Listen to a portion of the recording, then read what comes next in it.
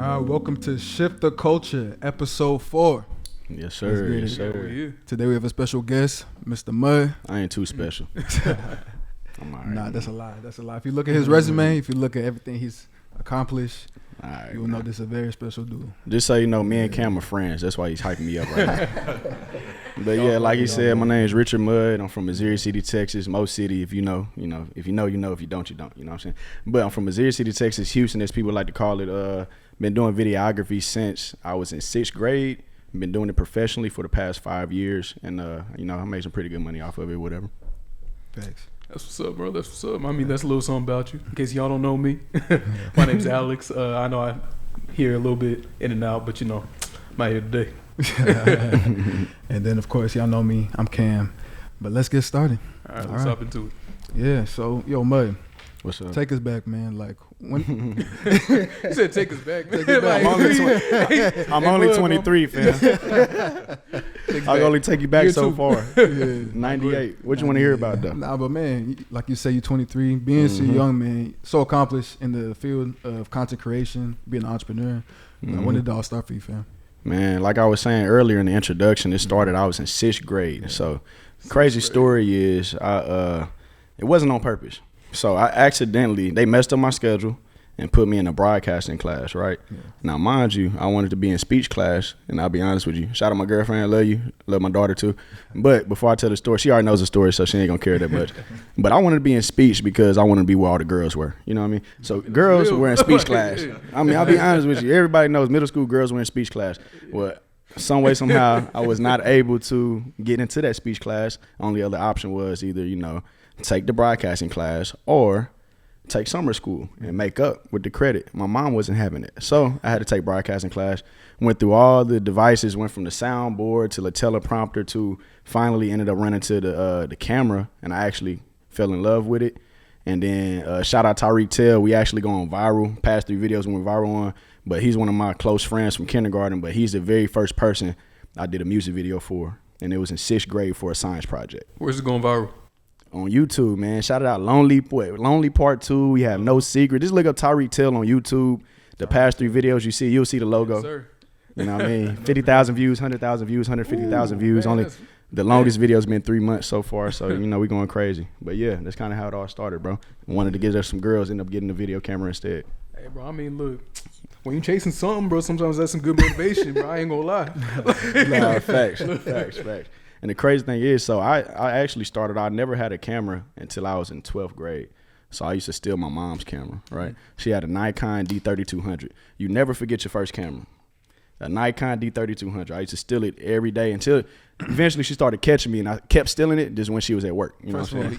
You talking like this is just normal. I'm just saying. Just going, I stole it again. I mean, I stole it 3rd time.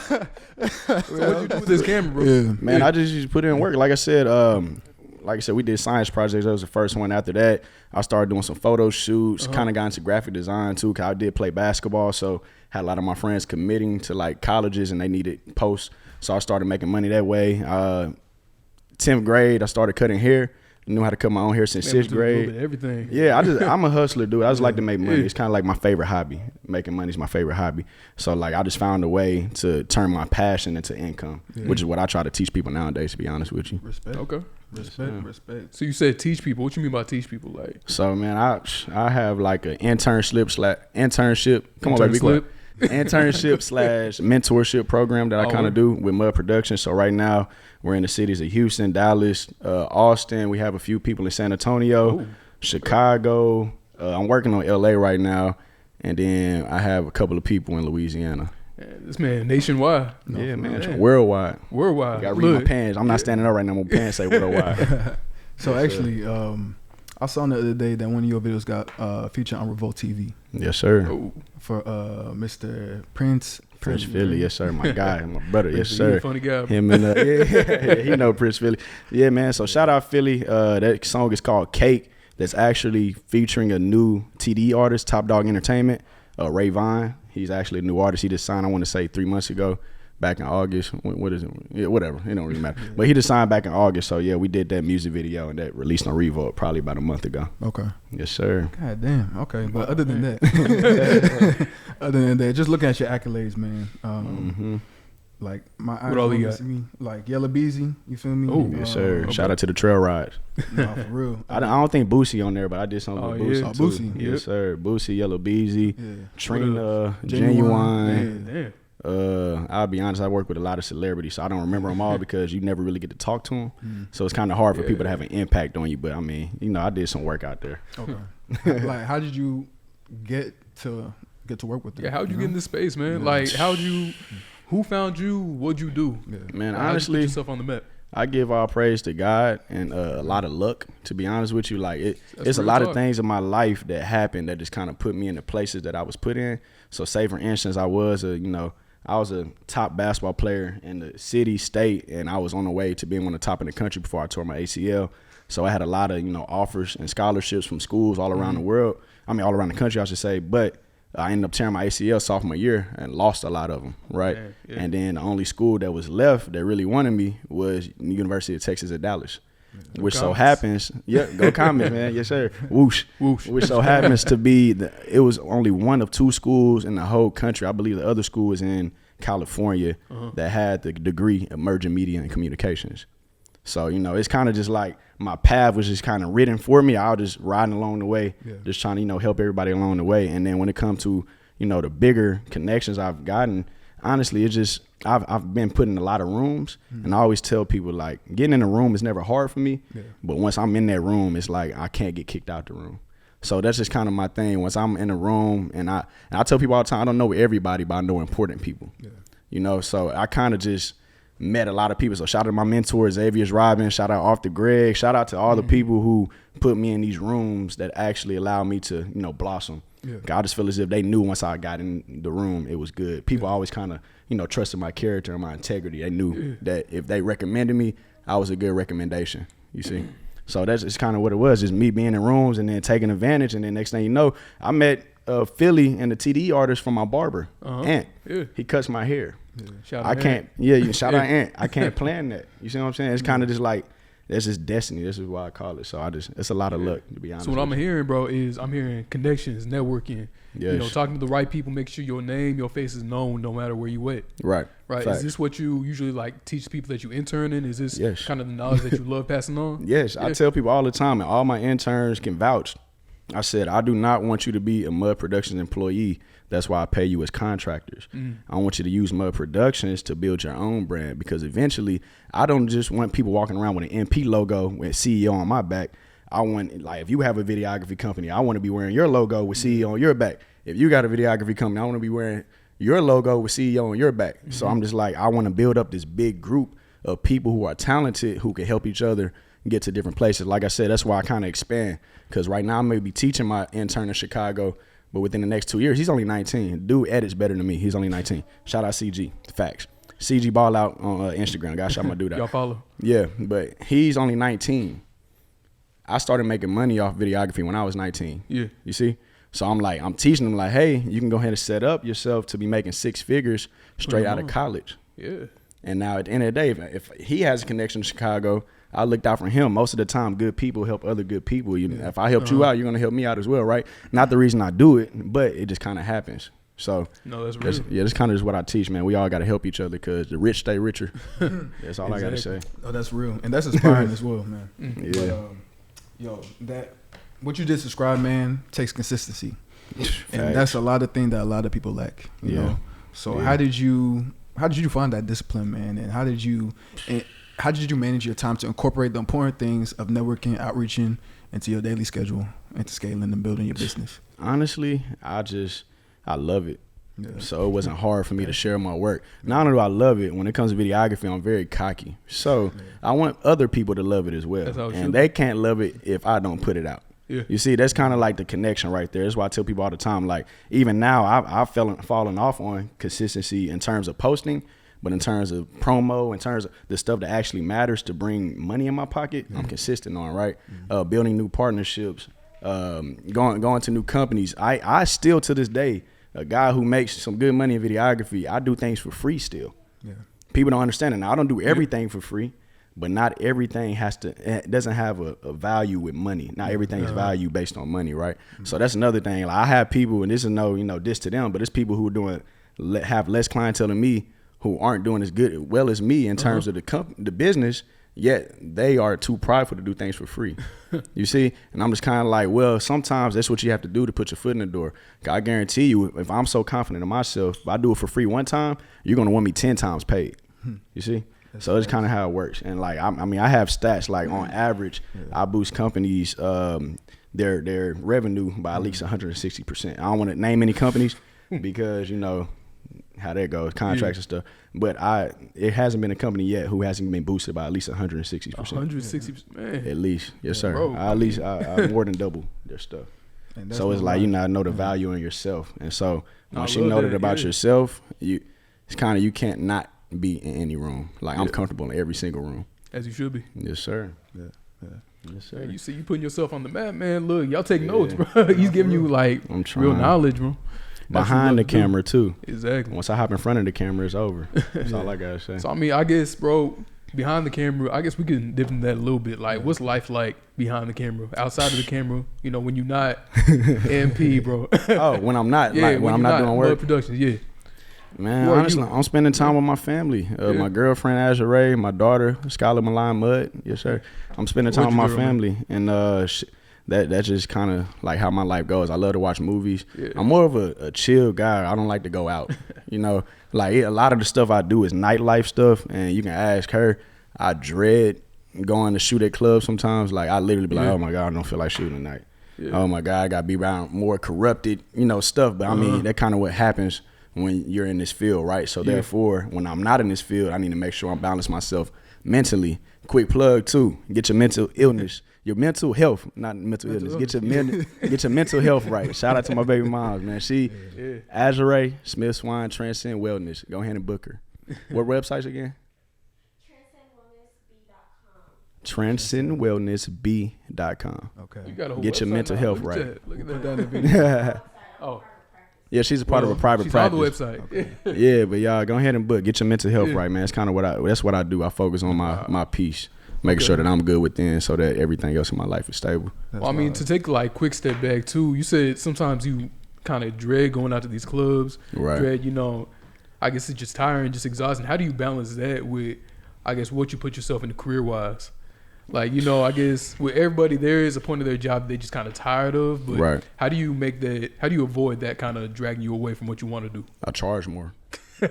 Send more money in your pocket. Yeah, because it's like, it's okay for me to dread something, but I'd rather dread something and get paid a lot of money rather than dread something and I barely get paid anything. So I'll be honest with you.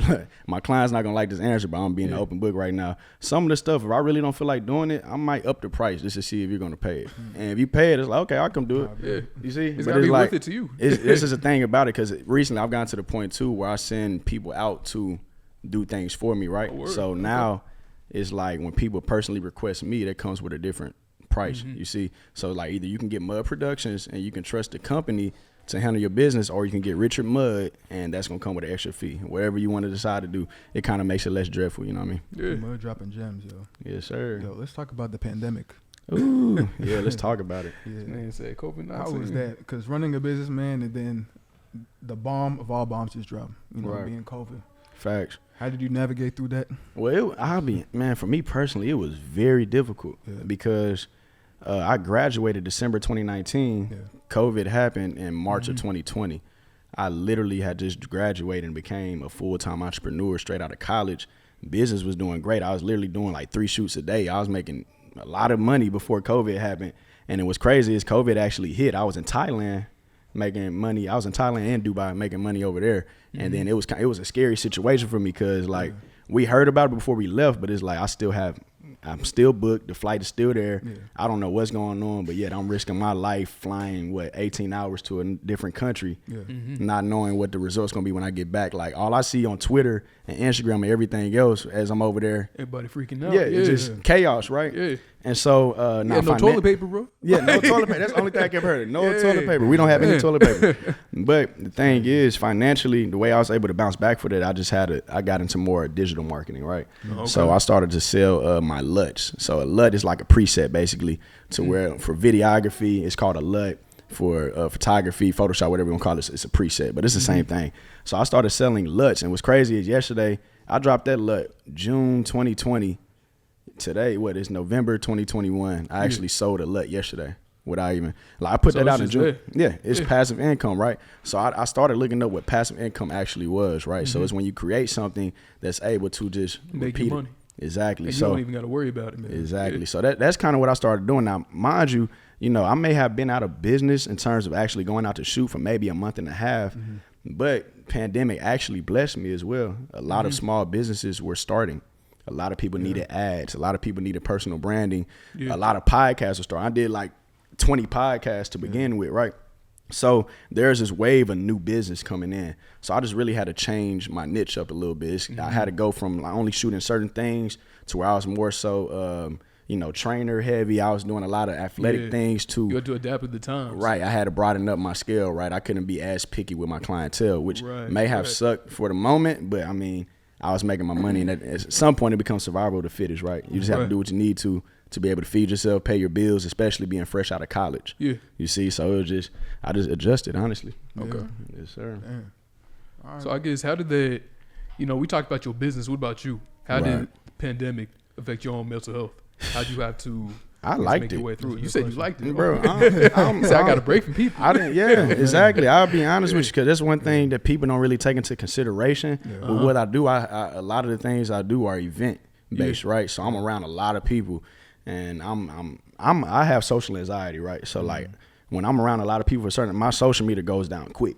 Right. It's kind of like, y'all knew me in college. I wasn't really out all the time. I'll come out every once in a while. Just kind of how it was. Right. So the pandemic kind of just gave me a sense of peace. Honestly, I remember when it first began, I was kind of like, man, why people freaking out so much? It's kind of cool to staying home and not doing nothing, but then I started to think about it, because at some point I did start to miss the social interactions as well. Yeah. So it was cool for like a month and a half. Then it was like, oh, dang, man, I need to go swimming or something. Like, what's going on? You know what I mean? But for the most part, I was good, man.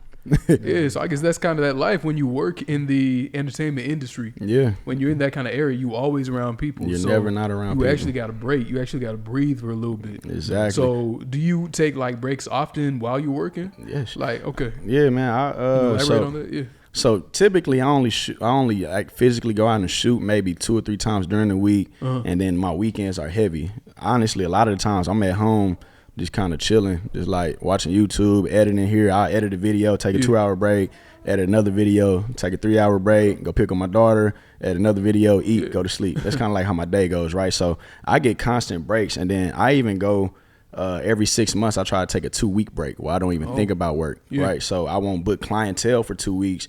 I'll finish all my projects that I have within that 2-week span, and then I take 2 weeks off to where I'm not focused on anything, right? Just because you always need to be able to look out for yourself before everybody else. Was it always like this, or did you, was it something that you learned over time? Man, it's something I learned. I mean, I can do it now because I make more money. Yeah. But at first, it's like I said, I was doing 3 shoots a day. Like, that sounds, to a lot of people, that sounds like success. No, when you have to do 3, exactly. When you have to do 3 shoots a day, it's because I'm compensating for something, right? It's like I have to make my funds. Now, mind you, I did have to pay for my college graduation. Graduating is expensive. So I had to re-up from that. So most of that was me re-ing up from graduation. Right. But for the most part, man, it's just like I was working hard because I needed to compensate for that money, right? And so, I'm glad now that I'm able not to have to work as hard and still be able to make what I need to make to, take care of me and my family. I like that. Yes, sir. So, question for you, man. What is Cozy? Who is Cozy? Hey, man, shout out Dave.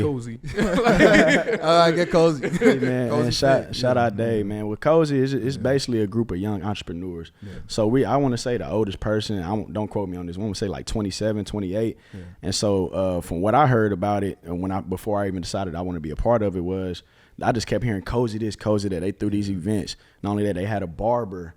They had nail techs, they had stylists, they had, and they always were adding something new. To this day, I've been with Cozy for a year and a half now. Yeah. Till this day, it's always something new. It's all good. Shout out Cozy. It's probably Dave calling. But yeah, so till this day, it's always something new. So I looked at it like this. This is one of the biggest promotion groups in Dallas, right? So it's like, and I felt as if at the time I was one of the bigger videographers in Dallas. Like typically when people recommended somebody, they were referring them to me. So I just reached out to Dave and I was like, hey man, like how can I be a part of Cozy? And Dave was just like, bro, don't get me excited. I'll put you in it today. And I said, well, let's do it. He's like, bet. And then a week later, I had to send him a picture and a bio, and then I was just announced with Cozy. And like through Cozy, man, I tell Dave all the time, I don't never charge him what I charge everybody else because I made so much money just being in that group. Like I've had a few people just connections, right? And like that's kind of my thing. I adapt to my habitat, and I actually joined Cozy during the pandemic, right? Oh, for real? Yeah. So Texas was probably one of the loosest states out here where we were still out partying and stuff. Cozy throw exactly. I think I started off with Taboo Lounge actually at the Taboo Lounge, Stressless Wednesdays, and so Cozy was still throwing their events. So at the time, I won't say that I don't think they were my only source of income, but I was shooting with Cozy, I want to say once a week. And, that was helping me through the month and stuff like that. Yeah. And after I started shooting with them, the more people, because they bring around a lot of rich people out. Yeah. So the more rich people I was meeting, and then next thing you know, my connection started growing. And again, it's just this inner cycle of just growth, right? Just being in the right place at the right time and joining the right groups just to make sure that I'm sustainable.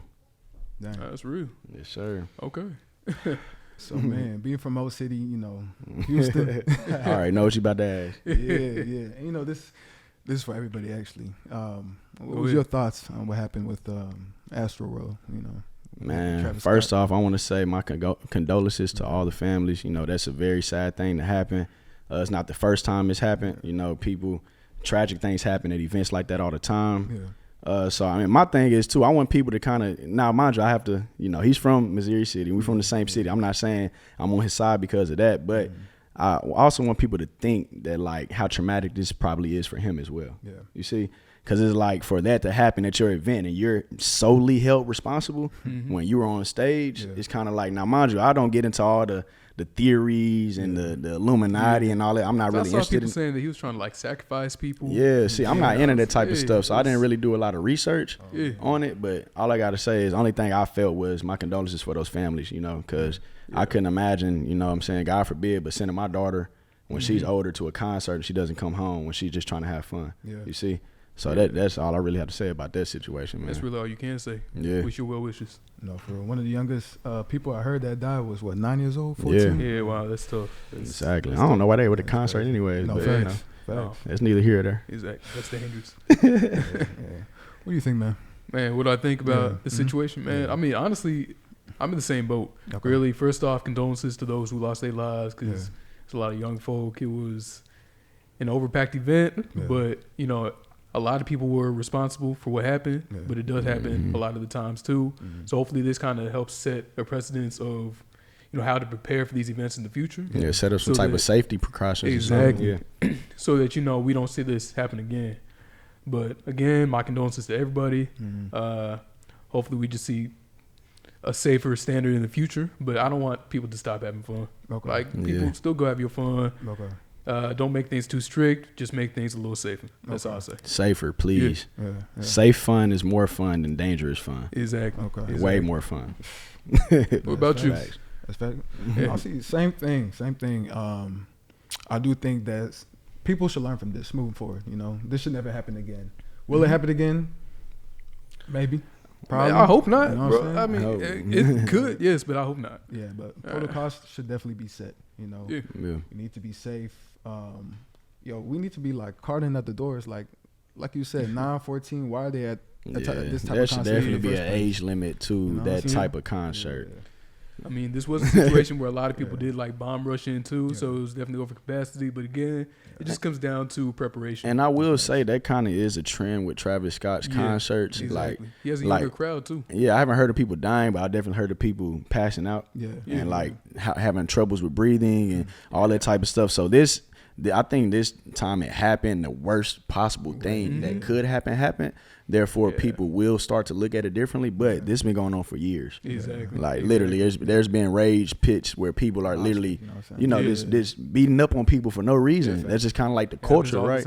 Exactly. So it's just kind of like having that safe fun. And like I said, it's 2021. This has been happening since rock existed. You see, so I just don't want people slamming down on Travis too heavy just because it's like this is something that's happened before, man. You can't really blame one person. Exactly. You can't. So just better preparation next time.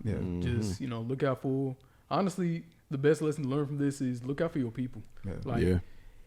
People's lives matter. So just be careful when you're in a situation like that. But honestly, It's a little dark. Let's move on, if you don't mind. All good. Yeah. Shout out Travis. Yeah. Honestly, there was one question that I wanted to ask you since we started, bro. What's your dream for Mud Productions? Like, what's your personal dream? Like, is it movies? Is it directing big name music videos? I mean, honestly, you're ready to do that too. Like, you're ready there, bro. Yeah. So, what is your dream? And what's your end goal, bro? Man, within the next 2 years, I don't want to have to touch a camera whatsoever. So my dream for Mud Productions, honestly, is to build an empire. Now, I do love holding the camera, but I think I'm a better mentor and teacher. I can, like, why just have me being a talented one? Why not teach everyone else around us talents, right? And that everyone can make money from. So even right now, currently, I have a school and I'm coming out with called Mud Productions 101 Videography and Photography for Amateurs, to where I already recorded the sessions, but I just need to edit them up. And I'm actually gonna start selling that for, I'm not sure what the price is yet, but I'm do it cheap just so people can learn. And then my plan is to go around to high schools and try to pitch it to them as well, and get them to teach it to their media students, because shout out to High Tower High School, I was in the Digital Media Academy. You see, so when I was in my Digital Media Academy, we didn't necessarily we just had our teacher to teach us, right? So I'm like, I have a course that can teach you 3 or 4 months worth of knowledge within a day or a week, depending on how you want to cut it up on your curriculum, right? And so that's kind of like my bigger picture is just, I love giving back. I love just having the free time to be able to give back, and I can't do that if I'm holding the camera. So right now, like I said, I'm just building up my team, about to make this into an empire. I'm trying to take over, and I just started up my short film branch probably about a month ago. So I have a couple of creative directors, and I'm looking for, I see a lot of sound people behind the mic. Y'all hit me up. But I want to start short films to where, we can start putting them in contests at like South by Southwest, whatever it may be. Start winning some film contests, film festivals, get some funds behind us and try to make a bigger production so that, I think I have the right connections to be able to push it the way it needs to be pushed. But right now I'm just putting everything in place, just putting my team in place. Talking about short films, like, what's your experience with that? Man, my older brother actually does short films. I have a brother by the name of Russell Reed. He's my stepbrother.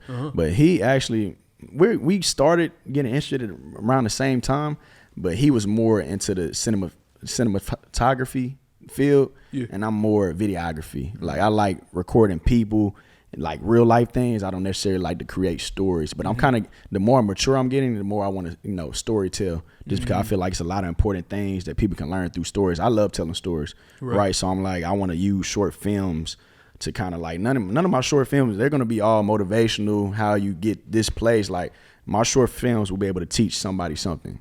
And my plan is to teach the youth, because, it may sound cliche, but it does start with the youth. You see, so that's kind of like my main thing right now, just making sure that I'm putting things in place and using the right vocabulary and making it simple enough for those who are, younger than us to still be able to catch on and learn something from it. It's crazy. It's cool. That's inspiring, man. Yo, I know, speaking for a lot of creators, man, the industry is very, very saturated with people outside of the Black community. Would you say that's the same thing within videography? Facts. White dominant? Yes. Okay. Anytime somebody asks me what I do, cause I might pull up, they see the car I drive, and they might look at it like, okay, man, what do you do? And I'm like, I'll do videography. And they kind of look like, videography, like, yeah, bro. I record videos, I edit them, put them together. They just, it's a shock to see the person actually being the lead, the CEO of the company, more so than me actually holding the camera, I believe. Because a lot of, Black videographers, they're like, it's a lot of hood stuff. Like, we in the ghetto shooting a music video with 20 guns in the picture. I'm just being honest, bro. I'm being real. Get mad if you want to. But like, that's what they see. So when you see me at an event with my Mud Productions logo and I have a suit on and I'm holding my camera with a nice $10,000 setup, and you find out I work for myself, it kind of becomes a shocker, right? So it's kind of my thing. I just want to switch that perspective up as well, because I know a lot of young, talented Black videographers. I have some in my company right now that are interns who have just as much talent. We just it's the stereotype isn't there, right? Yeah. So it's like we're already fighting against our odds. It's kind of hard for us. Like me, I'll be honest, 98% of my clientele is black. I'm still trying to reach into the other cultures. Yeah, you're trying to expand a little see, bit. It's it's uphill hard. battle. That's what you're saying. You said what? It's uphill battle. Yeah, it's an uphill battle for sure. But I mean, I'm competitive, so Yeah. I mean, like it's not that I can't get that clientele. It's just that I'm the type, I don't like to hit or miss. So I don't want to get one client and then I want to be able to hop into that full speed and be able to go. And I haven't figured out that strategy yet. I'm a very strategic thinking person. So once I figure that out, man, it's over with. Y'all gonna see me on Ellen. Say less, bro. Say less. Look, just give me a seat, bro. Facts, come on, man. I'm gonna have a whole theater rented out. Man. Say You know how I less, do. man. Say less, bro. She gonna ask you to dance. Nah, facts. Oh man. But yeah, bro. All right, so you know what? Let's talk about something fun real quick, bro. So last good movie you saw.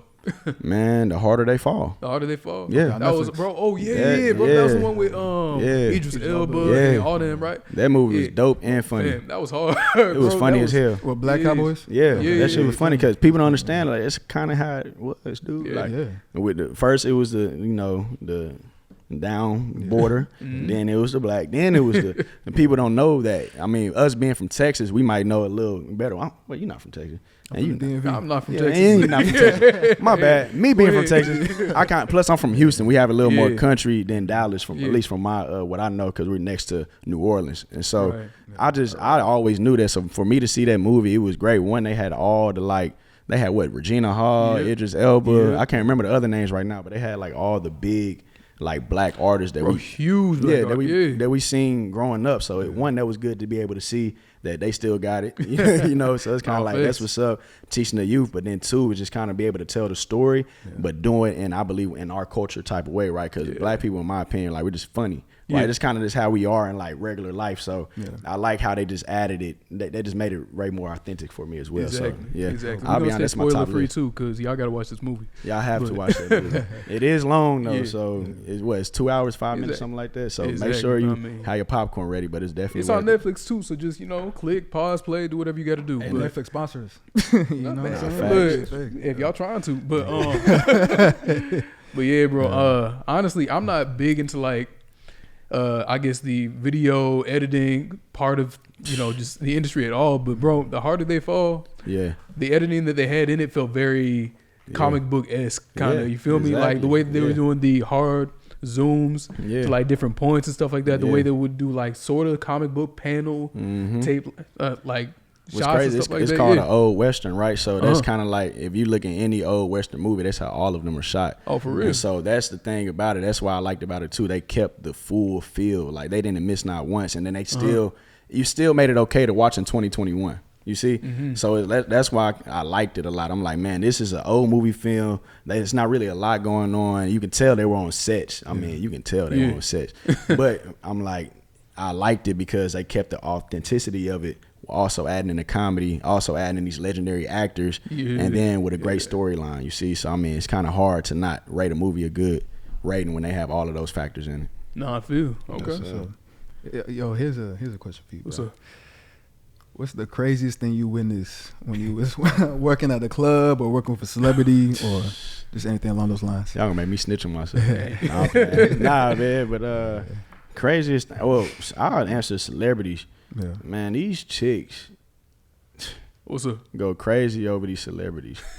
Crazy, Go yeah. Crazy. And every single aspect. I mean, screaming your name, following you around, just and I'm around them, right? And these are my friends. And so, usually you can see it, but you don't know what the celebrities are thinking. Yeah. They don't like that stuff. They hate it. They like, man, who is this, bro? Who is this girl? Why is she following us around? But the thing is, they have to, that's the struggle of being a celebrity. You still have PR. Yeah. So you can't be mean. You can't be rude. You can't tell her, oh, yo, go over there. I don't want to mess with you. You have to be friendly to her, right? So but that's probably the craziest things I see, man. These girls just attacking the celebrities, dude. Saying, I know, they say dudes sexually assault a lot, but we gotta start checking these women, bro. They be touching dudes without them wanting to know. I mean, I'm just saying. I'm just saying. I'm just being facts. Cause even me as a videographer, I get touched sometimes and I don't like it. You see, and I gotta last night I was like, yo, I got a girlfriend. She like, why? I'm like, yo, what you mean? What you mean? Why? it's kind of great, but this is what happens, right? So I'll say this is the craziest thing, man. It's just that some people literally don't view other humans as human. They view them as above them, or it's like I've never been that type of way because it's more like an object. The way exactly. And like I said, a lot of people just don't like that type of stuff, man. So I don't want to be too detailed, but it's craziest thing. No, it's real. There's some things you can say, things you can't say. We understand that for sure. For sure. I ain't trying to get nobody in trouble. Look. Oh man. Nah, man. Aside from that though, I mean, just in terms of like even from we talked about Travis Scott, like I've seen some crazy stuff happen in the crowds too. Oh yeah. You see, so it's just like people fighting in the crowd and then like doing the swag surf the next moment. That's a real thing. It's kind of just like the environment though, right? It's kind of that's why they say music is so powerful because it literally provokes a lot of emotion and it makes people act in emotion as well. That's why it's like if you feel like fighting, you go listen to some R&B. Don't listen to Chief Keef or Youngboy, or you're gonna hit somebody, right? So it's just kind of the thing, man. This how it's just crazy to witness how music moves the crowd. And like being on, recently I've been on stage and I'm able to just look out and just look like wow, like people really are fans of people. Cause I just never been like that. To be honest with you. I respect that. I think you see people as people, bro. You don't see them as people. I don't know, as idols. As idols. That's what it comes down. And for the most part, those who are quote unquote above us are in the industry, are celebrities. They don't view people in that way either. They view people as people. Like, shout out Ray Vine, but after his concert, he had his concert in Dallas. You were there. He was outside after the concert just chatting as a signed TDE artist, just chatting. I was like, yo, what you doing out here? He's like, oh, I like to meet my fans and stuff. And I'm like, yo, bro, like, you don't want to leave? They gonna bum rush you? He's like, nah, man, I like to meet my fans. That's clean. And so that's how most celebrities are. So like they like to do that up until they can. Because think about it, Beyonce can't do that. No. Jay-Z can't do that. That's like superstardom. So we don't see that side of them, but just know at one point they were those type of people, right? So that's just kind of, people don't like to put that in perspective. These are humans. Like facts. Man, that's crazy, man. That's crazy. I mean, to continue on your shoots and stuff like that. Look at this little girl. Man, it's kind of funny, bro. She said, Daddy, what you say? Facts. But nah, bro, talking about shoots some more, I've seen that you have gotten like a lot of opportunities within shooting. What's been your like favorite shoot that you've done so far? Because I know you said international already, right? Where all you been? What's been the favorite spot that you shot at? I've been hired in 4 different countries. So I've been in Toronto, Canada. I've been in Phuket, Thailand. Phuket. Not fuck it, Phuket. So Phuket, Thailand, Dubai, and the Bahamas was my most recent trip this past June. And I would say the Bahamas was probably my favorite. Like when I came back, I was like, when I retire, I'm retiring in the Bahamas. That's how beautiful it was. I didn't even get to do anything, and I said I'm gonna retire there, right? And so and that was for a wedding. But are you speaking in terms of like the most fun to shoot or the most fun to shoot? Bro, whatever you want to tell me about, both. Well, I'll tell you both. My most fun shoot to be to was the Bahamas, just because of like the culture, just everything out there. I just fell in love with instantly. It's not. They said that's the place where God lives or something like that. For real. Yeah, that's what they're saying. Bahamas, the place where lives. God lives. Bahamas, man. The Bahamas is a dope place, bro. It's just beautiful. Now I will say, favorite shoots. I like doing fitness shoots, just because at one point I was really big into fitness. And so it's kind of just like, it motivates me to get back in there. Like I've been telling you for how long, I'm finna start working out again. But it's just like, I like the intensity behind it too. I used to be an athlete. I was a basketball player. So like, I just know what goes into keeping your body into shape. And especially now being a little bit older, I'm only 23, but being a little bit older, that's hard. Keeping your body in shape is hard and it hurts. So like, I respect everyone in that field, you see. And I'm not gonna lie, fam. I'll be forgetting you only 23, bro. Yeah, like, bro, I do too. Because, yo, Constance, what you've done all this time already, the way you said in 2 years, I don't want to touch the camera. Bro, in 2 years, you're only gonna be 25. Yeah, facts. I'm retiring by the time I'm 30. Y'all hear that? Like, that's what you call true motivation. That's what you call like manifesting. Exactly. You manifesting. And I've been saying it since you knew me too. Exactly. I've never changed. You for how many years now, bro? 5, 6. Like, since day one, bro. It's been crazy to watch the journey. Since day one, you knew what you want to do. You've been setting out to do that. Yeah, and that's one thing I hear a lot. People tell me, they're like, man, my mentor Xavier Robbins tells me all this time. He's like, you don't understand how lucky you are to have found your passion at such a young age, because a lot of people don't find it until after college or even later. And so he said the fact that you found your passion when I was 11, 12. And then I was able to start making money from it when I was 19. He said, that's rare. So you want to take advantage of it. And the main thing that he explained to me, and the reason why I don't try to come across, I'm not going to say not try to come across my age, but what may have matured me a little bit, he said this to me one day. He said, Mud, and I was 22 at the time. He said, you're 22, I'm 32. I said, yep. He was like, so you want to be in a position I'm in, right? I was like, yeah. He said, do you want to wait till you're 32? I said, no. He was like, therefore, if you want to be in the position of a 32-year-old, you have to be doing 32-year-old shit at the age of 22.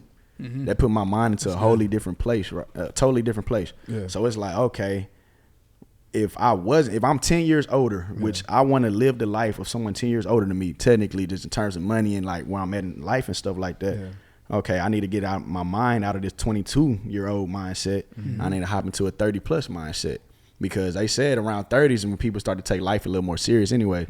So it's like, why not start at 20? Start early. And then by the time I'm 30, I'm able to, that's just kind of like how I look at life, right? Yeah. So it's like, and I hear from a lot of successful people. Like, I follow a lot of people on Instagram, like Gary Vee. He says all the time, he said, eat shit in your 20s. He says it all the time, like, don't go out there and do it. Nah, I didn't listen, you know, I buy you still shit. gonna have your fun. Yeah. But I feel like my mentor told me that everyone has their dumb purchase, right? My dumb purchases are cars. I buy a new car every year. That's just kind of like what I like to do, but that's the only thing I know I spend my money dumbly on. Therefore, you know, now a lot of people have a lot of dumb purchases, right? But that's where discipline comes in. I know what my dumb purchase is. Therefore, set aside money for that dumb purchase, and everything else needs to go towards your investments and what you're working towards, right? And so that's just my thing. I just hear that a lot, to eat your 20s. Like your 20, like they're not saying your 20s don't matter. They're saying have fun, but your 20s is when your body is still physically capable of pushing itself past a certain limit. Once you reach like 30 and up, it's kind of harder to get up. Your back starts to hurt when you do things, right? Man, so my back gonna hurt when I stand up. I'm 23, my back already starting to hurt. So I can only imagine what it's gonna be when I'm 30. So it's like, man, let me go ahead and grind it out now while I still physically can. You see, and so that's kind of just where I'm at when it comes to like the reason why I do everything such young. And I mean, all my friends, you know this, bro. Most of my friends are 30 and up. To be honest with you, my barber's 40. I consider him my friend. We're cool, bro. I'm 23. His son is 19. I'm only 4 years older than his son. He's my friend. But I believe me being around these older people, they focus on different things. I don't feel as if I would have been in the same position I am right now if I hung around a whole bunch of people my age. They got your focus right. Right, exactly. Because even now when I'm going around people my age, it's like, you know, we care about things, but we care about partying and having fun a little more. And I've never been a party person. You see what I'm saying? So it's like, okay, that's where they want to focus their energy, which is nothing wrong with it. You're still my friend. But when I feel like doing that, I'm going to come do that with you. But when I feel like talking business, I'm going to call my mentor. When I feel like being around other people who can give me good advice, I'm going to call my 30 and plus old friends who experienced life before me. That's just kind of like what I do. And I'm a listener too. Like I actually listen and retain things. That's the thing about it. A lot of us listen and we hear, but we don't retain, right? So I like to call myself a sponge. I'm the type of person, like, you know how a sponge, you squeeze it, you soak it inside some water, you soak all the information up, and then the moment it comes where I need to show my skill, I show my information, I show my knowledge, I squeeze it out. You see, that's kind of like my analogy. I like to be a sponge in everything. You see? No, that's a good one. That's really good, actually. Actually, what you said, man, I don't know if you know who Ash Cash is, a financial.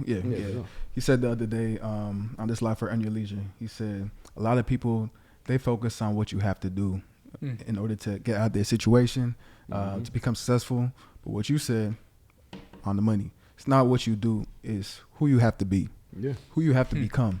And already, like at 23, you're thinking, okay, dang, when I'm 30, this is who I want to be. You have to manifest and put it out in the air, and then just do you one better too. Because I like that quote. But then Will Smith also said, because Will Smith, I'll be honest, like I know I say I view people as people, but I did have icons in my, you know, like it's certain people I will get starstruck over. Like D Wade was one of them. Will Smith was another one of them. There's a few people. I used to watch a lot of Will Smith interviews, and he literally said this. He was like, being something is easy.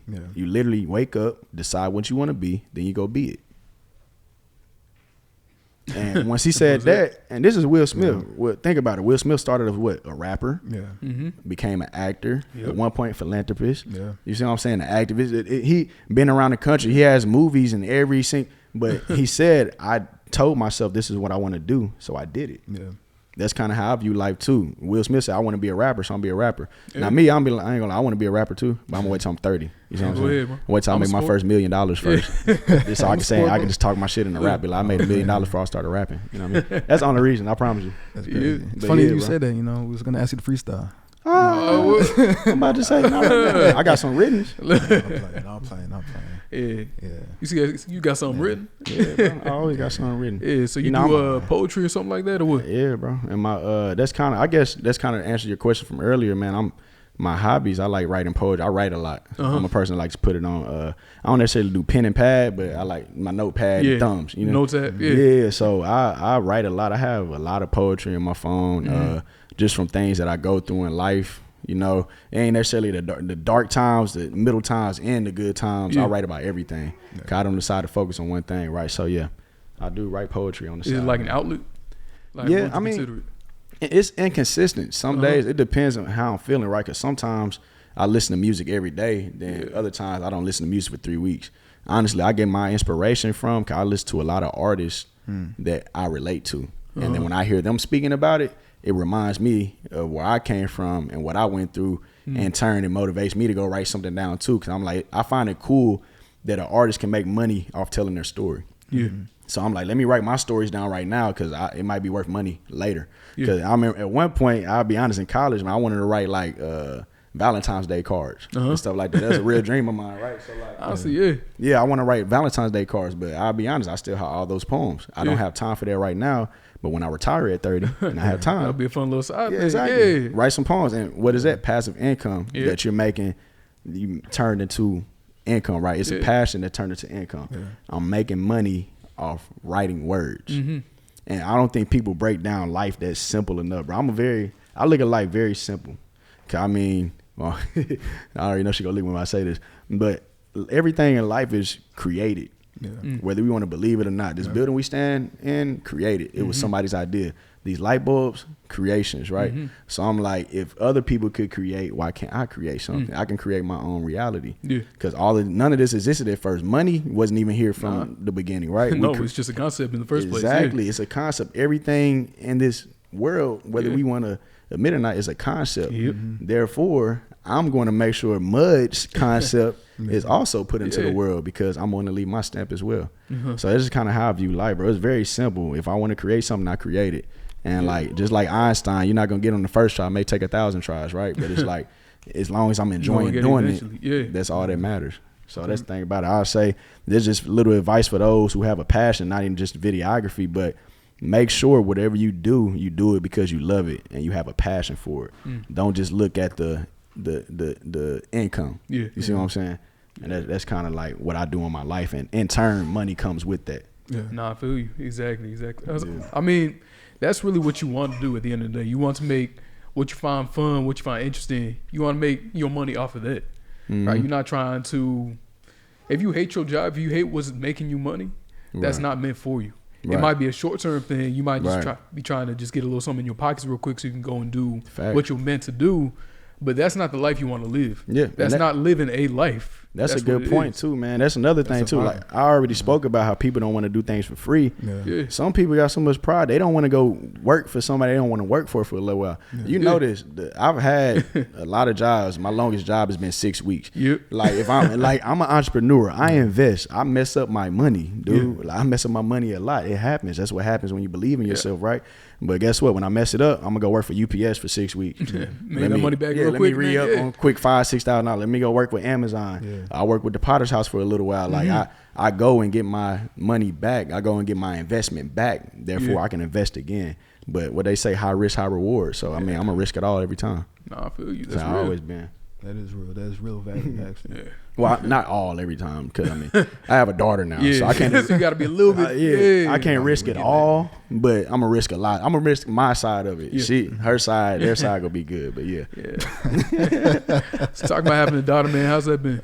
Man, it's amazing. It brings you a whole new sense of motivation, man. Like, I'll be honest, at first when I did videography, I did it just because it was a passion and I loved it.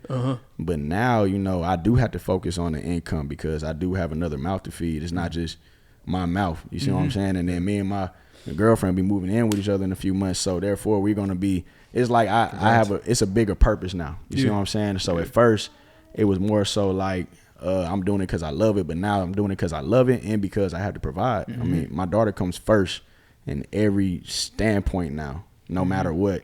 And that's kind of like the biggest thing that people don't realize when it comes to being a parent. I mean, I know there's a lot of good parents, bad parents, and average parents. Whoever grades it, I don't know. I'm not the one to judge, right? But I'm just going to make sure I'm going to be the best parent I can be, which I know it starts off with being able to provide. You see, especially as a man, that's kind of like my main purpose is to be able to provide. Therefore, right now, it's just an extra sense of motivation. Like, okay, Mud, you used to go make a quick $5,000 and you blow it on some shoes. Now it's like you got to make a quick $5,000 and you set aside $500 to blow. The other $4,500 is saving because your daughter has to go to college in 18 years. And these first 9 months were quick. Therefore, I know these next 18 years are going to be they about to fly by. Exactly. You see? And I'm not going to be the person who's not prepared. You see? And I'm not doing it all by myself, obviously. But, I mean, that's kind of where my mind is right now. Nice. Well, man, you wear a lot of hats. You wear a lot of hats. I got the H-Town on right now, man. Shout out Houston. Nah, for real. But, like, also, like, when it's all said and done, what do you want people to remember you as, you know? Man, honestly... That's a deep question. I mean, I have so many different things I want people to remember me as, bro. To be honest with you, I just want to. The main thing is just being real, just keeping it 100. I mean, like y'all have been my friends for a while, so y'all know like I don't really like to lie to my friends, which you're not supposed to. But it's like just keeping it 100. Like at the end of the day, I don't want anybody to ever say that I ever snaked them. You see, and it was a rapper, his name ESTG. He said, if somebody said I snaked them, that mean I adapted to my habitat. So if somebody's able to say that, I mean I adapted. You might have been snaking me first, fam. So reevaluate yourself. But I mean, like that's one of the main things, just being real too. Man, I want to be the first person in my family to build, not the first and only, but the first to say I built true generational wealth. I don't come from money at all, like at all. So like to be able to not only be able to take care of those who are, already came before me, but to be able to take care of those after me and pass me even when I'm going. Like think about Jay-Z and Beyonce. Their great grandkids are gonna be set. Well, you see what I'm saying? So it's crazy. And then as y'all know, in the black community, generational wealth is a new term that we just learned within the past 10 years. We didn't even know what it was. So it's like I want to be able to create that type of generational wealth so that I don't want to raise no bums or anything. I want everybody after me to work hard for it. But if you need a crutch, you have one because it's set aside as there for you. Because great grandpa Mud had that bag. You see what I'm saying? Up. Exactly. So that's kind of like the main two things that I want my legacy to be, man. I really want to set my family up. I respect that. To be good. I like that. Rich out the mud. Rich out the mud, baby. Rich out the mud. Did not come from money at all. Oh man. Any last questions, man? I think. Any last questions, man? Honestly, bro, it's been a pleasure having you here, bro. No, for real. It's been a pleasure talking to y'all, man. It's been a great conversation. You put people on game, bro. No, y'all took a lot of gems. If y'all didn't take notes, that's look, on y'all. 23, and this man's this successful. Man, this man's doing everything that he's doing right now. He's still going. He set his goals up, and he's been achieving them. So, like, what's stopping y'all? No, real talk. Fact.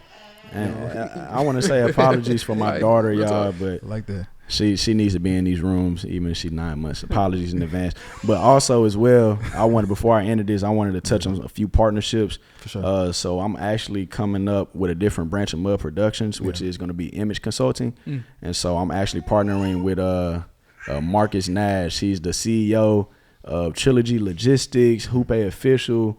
I can't remember the name of his third company. Dude owns so many companies, but he's only 23 as well. He has like 40,000 followers on Instagram right now. So we're actually partnering up to where he's going to be creatively directing a lot of fashion type shoots, and I'll be creating content creation. Also have a partnership with Dylan Miles. He's a young dude from UTD, actually. He just got off the basketball team, but he has a clothing line by the name of Better Yourself Clothing. Nice. So, I'm doing things with him. And like I said, make sure you get to mental health right, Transcend Wellness, Azure Smith Swine on the website, man. For real, because that's very important. Man. Yeah. Okay. Drop that. I like that. I like that. All right. Yeah, man. But I just want to say too, what's up, man, I can't let y'all just hype me up the whole time. One, you know how long we been, boy. Yeah. If you need a graphic design, hit up my boy. You know what I'm saying? And not only that, he's a real dude. He's honest. You see him. man, this girl right here. Then you got Cam, you see. So y'all, August Culture, I actually heard about this a while ago, and that's the part that people don't understand. It's not just manifesting and putting it out there, but it's actually doing, right? My mentor had a company by the name of Entrepreneur, because he said a lot of people are entrepreneurs, but a lot of people aren't entrepreneurs, meaning a lot of people want to own a business, but they don't want to do the work. Yeah. So, just kudos to you and the whole August Culture family, because at the end of the day, a lot of people have ideas that they think of, but they never come into fruition. So, I just want to say kudos, because y'all podcasts look better than a lot of people's out there already. Hey, real talk. Real talk. Man, I appreciate that. That's love. Thank you so much. Yes, sir. Well, with that being said, thank you again, Mud. Mm-hmm. Thank you for your. You gotta shake me up on camera. Oh, come on. Yeah. Man. My boy. Yes, sir. Thank y'all for tuning in. This is Shift the Culture, episode 4. Y'all, peace out. And we out, baby. Yeah.